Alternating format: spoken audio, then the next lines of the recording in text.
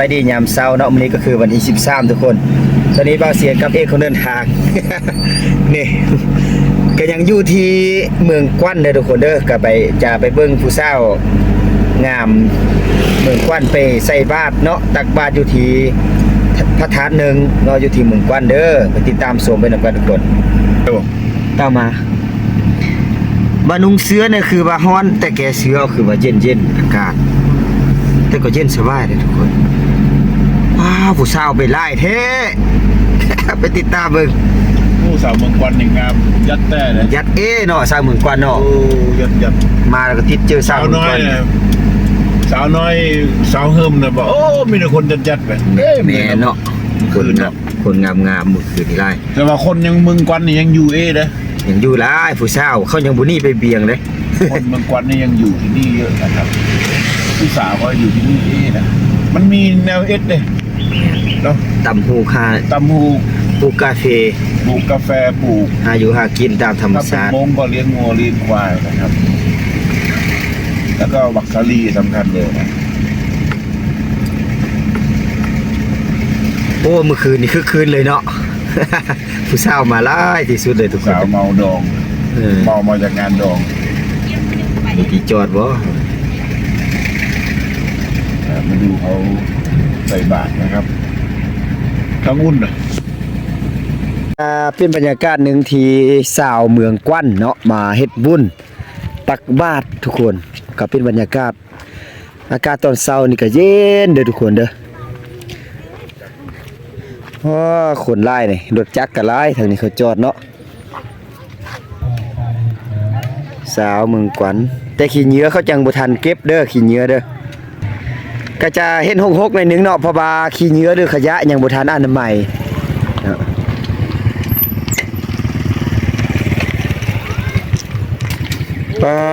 สาวแพทย์ แก้วตะวันนี่ครับ นี่ลูกชิทู โอ้งามคือกันเลยเนาะ งามคือกันเลยเนาะสาวแพทย์นี่เนาะ งามคือเดียว ยัดคือเดียวแต่ สาวไอ้ น้ำเพิ่งกับน้ำมาเลย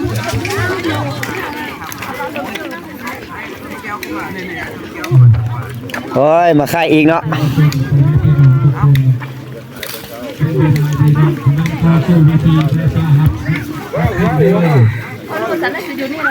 ผู้สาวงามเนอผู้สาวยัดแต่สาวเมืองกวัน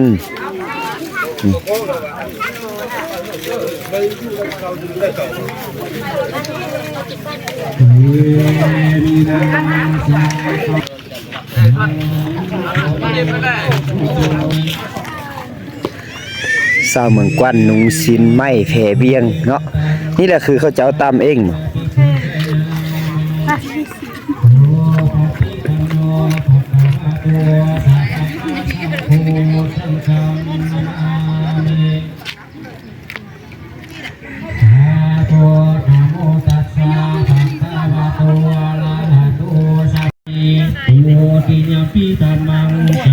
กำลังเข้าพิธีเนาะยามตักบาตรทุกคน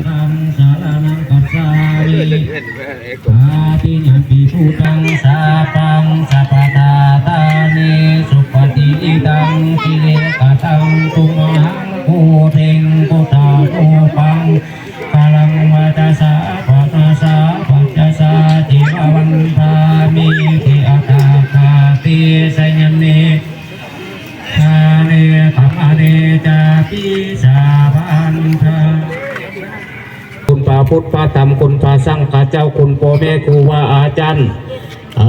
หาจังได้ว่าก็คือสาวอกรุ่นญาติโยมสาวนิกาชนพ่อแม่ทั้งหลายจังได้หุงเนื้อเชื่อเจ้ามาตุกตินเต้าเข้ามาจังได้มาสักมากินมาทาน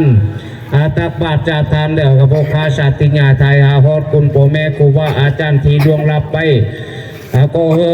อยู่ใกล้มาสัตว์มาเคยเจอต่ำมาสัตว์มาจำมาจนมาห่วมอนุโมทนากินทานจังได้นำผูกค้าเนื้อครั้งนี้หุงตั้งเตออย่าผ่านมันตั้งเนื้ออย่าคันจังได้เฮได้ร่างคำมาคำว่าจุดประสงค์ออกต้นเอเฮมากาเลยขึ้นเกินเจ็บอย่าได้ใครอย่ามีพ้นจากโรคภัยใครเจ็บภัยทุกข์ภัยโศกภัยโรคภัยไฟให้พญาโลกาตั้งเดินทีวาบุตรีวาลาเจ้าดูเนซาบันตั้งกากัดตั้งมุตีวาลาเจ้าตั้งลาย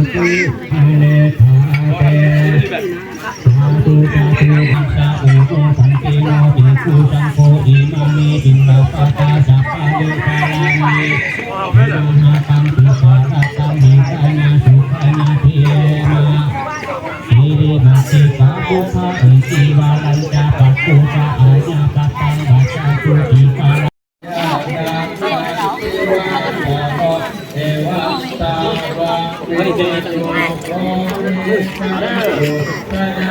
เห็นไหม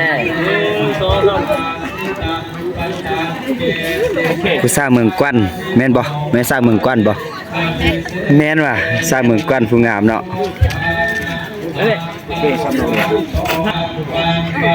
โอเคใช่ป่าวนะ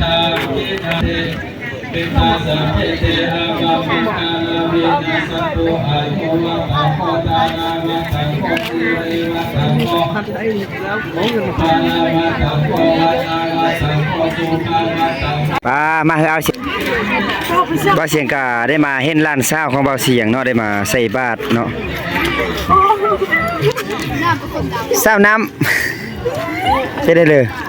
มาเสื้อบาตรมื้อนี้ม่วนบ่ม่วนบ่ร้านหาก็ไปเซ็งเห็นเก่งมาว่ะอ๋อเลยทีเด้อเลยที3ที่สร้างของแขวงหัวผ่านวะโอ้เห็นเก่งเนาะนี่สาวน้ำนี่เนาะ มากับผู้เลยมาเสื้อบ้านนี่มากับผู้เลยมานะแม่อ๋อ มานะแม่พักเฮียนมามีนะอ๋อพักเฮียนเนาะ ขึ้นอ้ายๆหนึงเนาะ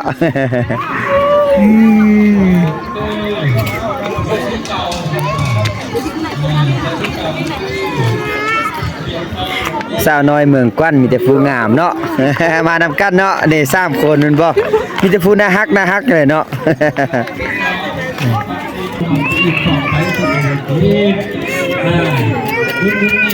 สาวน้อยกำลังมาเสียงสีเนาะ เสียงโศกบ่โศกดีบ่ได้เบิดเลยนี่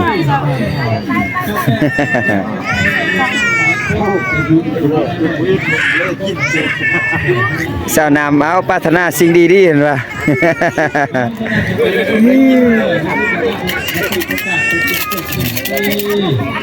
นี่ก็คือการเสียงโศกแบบว่าอ่านเป็นหนังสือสิเนาะได้เบอร์เลยได้เบอร์เลย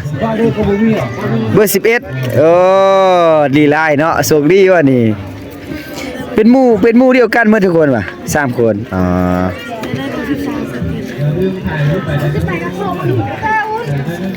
ได้ใบเด้อน้องนี่ 12 ดีบ่สิได้แต่งงานใบบ่ สิได้ผู้บ่าวมาจีบใบบ่กำลังอ่านเนาะกำลังอ่านอย่าอ่านดังเด้อถ้าว่าอันบ่ได้เบอร์ดีนะ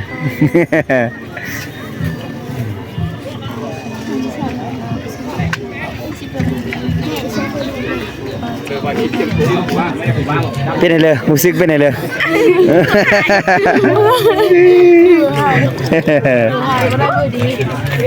สาวน้ำนี่ไปดีเดินบ่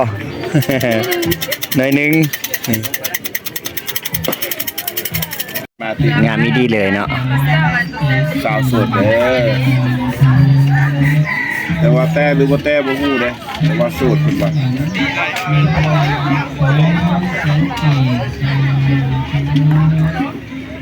แดดออกแล้วครับ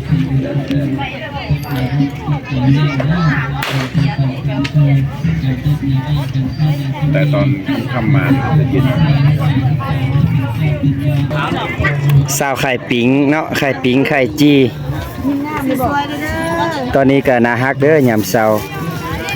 โอ้เมื่อคืนนี้เห็นคนมาไล่อยู่เป็นนี่เด้อแฟนน้องก็มาวะบ่มีมันบ่โอ้ยบ่มีแท้บ่ แฟนเนาะ บ่มีแฟนได้ไข่ไล่บ่น้องได้ไข่ไล่บ่ พอได้ขายอยู่ พอได้ไข่อยู่คนงามมันเฮ็ดอันซินจี้ฮอนล็อกนี่ก็ได้ไข่เนาะเปิดเบิ่งดูอ๋อนี่น้ำเจียวมันบ่นี่ เซนเดอร์แม่นแล้วน้ำแก้ว ถ้ามามีงานอยู่ในบ้านนี่จุน้องก็ออกมาค่ายนี่ปะ แม่น อ๋อนี่ค่าน่าฮักเนาะเพิ่นบ่โสดเพิ่นว่าจีบได้เห็นบ่ แม่นแล้วโสด ผู้บ่าวต่างประเทศนี่ก็จีบได้เห็นบ่ จีบได้ จีบได้เปิดใจเลยปะ เปิดใจเด้อ สาวงามเปิดใจเด้อซื้อได้เลยกี่ ซื้อใหม่ น้องใหม่เด้อใหม่เด้อน้องใหม่จันเนาะน้องใหม่จันนี่เพิ่นว่าโสดอยากหาผู้บ่าวจากอัน FC บ่าวเสียงเพิ่นว่าอายุ50 60นี่จีบบ่ จีบ จีบ จีบเด้อเพิ่นว่าเนาะโอ้ยอยากจะมีผู้บ่าวมาจีบเบิดเด้เพิ่นว่า น้องลูกมันเด้น้องลูกมันน้องนี่อันเรียนครูอนุบาลมาเป็นคนใจดีอีกทุกคน ถ้าจิตใจหายนี่เรียนบ่ได้ครูอนุบาลเนาะแต่ว่าเราเรียนครูอนุบาลจบครูอนุบาลมา แต่ตอนนี้เรามาหาเงินค่ายปิงค่ายจี้อยู่ในงานบุญบัตรเนาะหรือว่างานทาสอยู่ที่เมืองกวันเนาะเมืองกวันแขวงหัวผ่านทุกคนน้องเป็นคนดุมันแต่ก็น่าฮักเนาะ นี่ อันกี่เจ้านี่มีเจ้า ก็แดดออกฟอดีเลยทุกคนเนาะอากาศก็ค่อนข้างเย็นเด้เนาะโดย พี่น้อง ไปดี สบายดี อันน้องอายขอถามเด้น้องอยู่บ้านเลยนี่ ลองอยู่เมืองกวน อยู่เมืองกวันนี่ขึ้นกับแขวงเลย แข้งหัวผ่าน แขวงหัวพันเนาะเมืองกวันมีชายแดนติดจอดกับเมืองซำไต้บ่แล้วก็เมืองหยังเด้ ซ้ำได้แล้วก็เวียดเวียดนามเลย กลับไปทาง ทางเลย เนาะ เสียงขวาง เสียงขว้างออกน้องแฮดพี่ว่า แม่น โอ้อนาคตนี่จะมีเส้นทางผ่านตัวเมืองกวันไปออกไปสู่เสียงขว้างเนาะอ๋อ น้อง โดยน้องไม้จันนี่มื้อนี้มาเฮ็ดบุญบ่ แม่น มาเฮ็ดบุญใส่บาตรแต่อากาศ อันหนึ่ง ร้อนๆเนาะร้อนๆหน่อยหนึง ใหญ่ออกเลย เอิ้นอันทาสอันเลยนี่ ทานหนึ่ง พระธาตุหนึงเป็นพระธาตุเก่าแก่บ่อ๋อเป็นอันน้องคือว่าบ่เอาอันผู้บ่าวมาแด่นะบ่มีแท้บ่ว่าบ่มี แท้ แท้เนาะโอ้ยเว้าเสียงพอดีว่ามี FC อยู่ต่างประเทศหั่นน่ะหลายคนว่าอยากจีบสาวลาวเด้ถ้าผู้ใดยังโสดว่าสิเนาะ ถ้า FC เว้าเสียงอยู่ต่างประเทศอยากจีบน้องบ่ซั่นจ้ะเปิดใจบ่ เปิดใจ โอ้ยเด้อถ้ามี FC เว้าเสียงมาจากอัน USA บ่แล้วก็ทางออสเตรเลียบ่เว้าเสียงจะพามาลิ้นน้ำน้องเด้อโดยถ้ามาลิ้นมาเที่ยวนี่น้องจะมีหยังแลที่อันจะไปซอกเลาะหาอาหารแบบบ้านๆนะ มีนอก นอกคมนี่ว่ะโอ้แล้วเด้เก็บผักนอกมีบ่ ไปสอนป้าหวยมีบ่มีหมดเลย มีไข่ผม มีไข่พร้อมไข่อยู่ในน้ำมันวะโอ้เป็นไข่หิน ไข่หิน ไข่หินเนาะโอ้ดีใจเลยคันสั้นล่ะถ้าบ่มี FC เบาเสียงมาย่ามเบาเสียงจะพามาย่ามน้องเด้อน้องไม่จันเนาะอยู่ที่บ้านเมือง เมืองกวน บ้านเมืองกวนนี่เนาะเอ้าขอบใจนำน้องหลายๆบ๊ายบาย บาย เอาขอฝากคำได้ก่อนฝากคำมาอยากเฮอ FC เบาเสียงมาเที่ยวมาชมบ้านเฮาเอามีหยังเด้ เที่ยวพระธาตุหนึ่งแล้วก็บอนท่องเที่ยวหลายบอนเนาะ ไล่บอนเลยบ่ แม่น อ๋อธรรมชาติหยังแบบบิบๆเลยบ่ แม่นเลย โดยเอา งามเลย เจ้าขอบใจกับน้องหลายๆเด้อขอบใจหลายๆเด้อบ๊ายบาย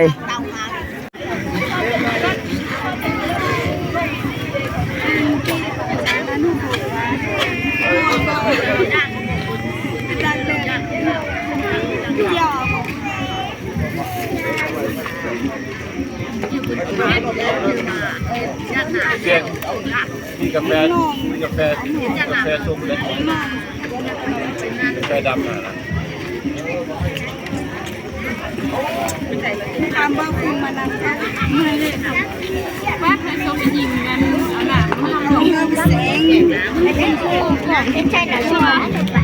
สมาธิไปสักเกินเป็นเมาแล้วมีเรือเป็นต้นแบบมั่วเนี่ย โอทาติสุนาคตังสุวังชลังสุปาตังสุทิตังสุขโนสุโหโตจะสุยิตังพรหมจาริโสปะทากินังกายกรรมังวาจากรรมังปะทากินังปะทากินังมโนกรรมังปะเนติเตปะทากินังปะทากินังนิกัตตวารณวันตันเตปะทากิเนสยันโตโพธิยังกุเรสังกัญญานังนันติวันตโนเอวังตวังวิสโยโหหิสัญญโสสัญญวังคะเรอปราสิตาปตะเกสิเสปตะวิโภคาเดอภิสิเกสัพพะโพธานะอาภัพพะโตภะโวทาเตสุนาคตาสุมังคารังสุภาตังสุโหติตาสุขโนสุโมโตจะสุเยตังพรหมจาริโส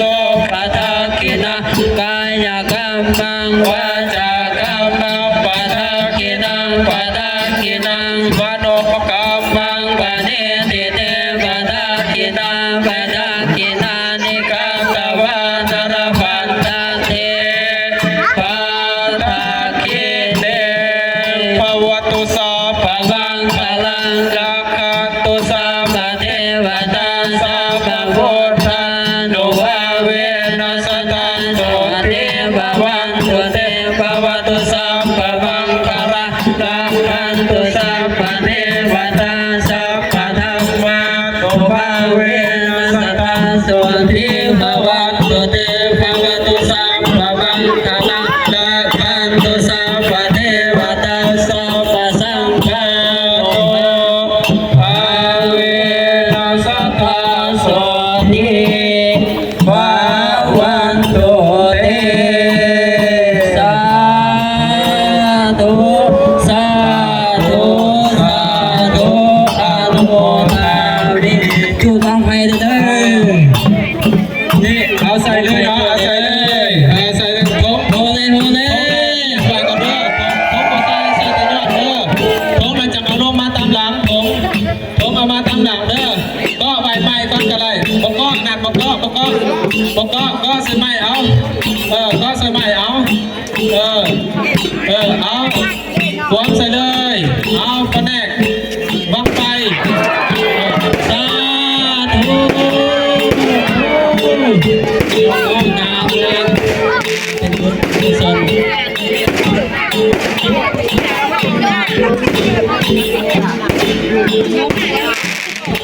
ตีขอบเลยเด้อของอย่างเด้อตีขอบชาวบ้านแน่จะทำที่ชอบตีขอบแน่